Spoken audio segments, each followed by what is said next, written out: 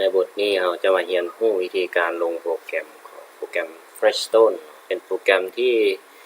ย่อขยายขนาดรูปภาพที่มีประสิทธิภาพสูงนะทีนี้ข้าพเจ้าได้ดาวน์โหลดแล้วก็เก็บไว้อยู่ในไดร์ของ CD แล้วเนาะแต่ว่าในบทนี้ข้าพเจ้าจะเอาลองลงเป็นตัวอย่างให้เบิ่งตามสเต็ป by สเต็ปเลยเนาะตามลำดับไปเลยซึ่งข้าพเจ้าได้เอาไว้อยู่ในโฟลเดอร์ของช่องถ้าอยู่ในช่องของ CD ที่มันจะอยู่ในช่องของวันเทรนนิ่งนะ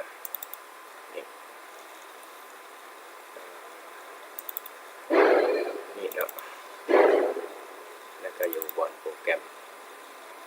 ซอฟต์แวร์เซตติ้งเนี่ยนี่เป็นโปรแกรม Flashstone ซึ่งจะมีคู่มือการติดตั้งพร้อมอันนี้คือโปรแกรมก่อนจะติดตั้งโปรแกรม Flashstone ตัวนี้เนาะเราก็ต้องปิดอินเทอร์เน็ตก่อนก็ได้หรือว่าบ่ปิดก็ได้เนาะถ้าผู้ใดบ่อยากออกสู่อินเทอร์เน็ตเลยเพราะว่ามันเป็นฟรีแวร์แล้วบางเทื่อก็มันจะถามมาใช้คีย์เก้นแต่ว่าอยู่นี่มันบ่มีคีย์เก้นเนาะข้าพเจ้าโหลดออกมาเป็นฟรีเทรนบอกมันเป็น Open Source ตัวนี้จะสามารถเล่นได้ทางระบบของ64กับ32บิตเนาะของ Windows เนาะใส่ได้เลยเนี่ยคลิกบอนนี้เนาะเป็นโปรแกรมกามาน้อยอยู่นี่แล้วก็คลิก next ต่อไปเลยนี่เป็นเวอร์ชัน 4.9 Setup อิสระเนาะคลิก next วันนี้ข้อความของลายเส้นครับคลิกยอมรับไปบอนช่องที่จะเลือกไส้เลือกลงเนาะว่าจะลงในช่องไหนสมมติเราอยากลงช่องซี่ถ้าที่ทำไม่ได้ก็ลงช่องซี่หรือว่าจะลงในช่องดีก็ได้เนาะแล้วแต่วันนี้ข้าพเจ้าจะลงอยู่ในช่องซี่ขนาดของมันก็บ่หลายจะประมาณ9ปลายเมกเนาะ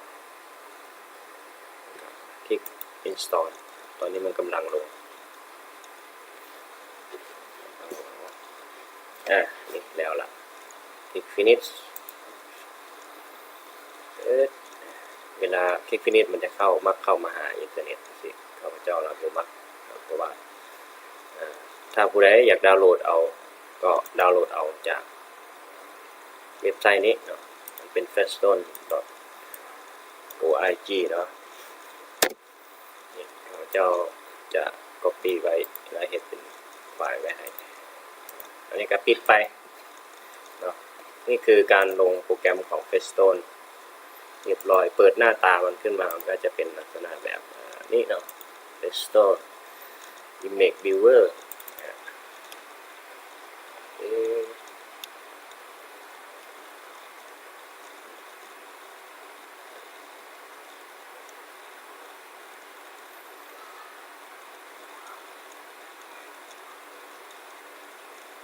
เนี่ยหน้าตาของมันลงใหม่มันจะเป็นอย่างนี้ตัวนี้มันง่ายในการปรับแต่งรูปภาพแบบดีไซน์ขนาดของรูปภาพ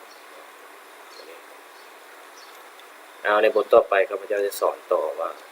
การย่อและขยายรูปภาพมันขนาดเมกของมันจะแตกต่างกันส่ำใดเนาะในบทนี้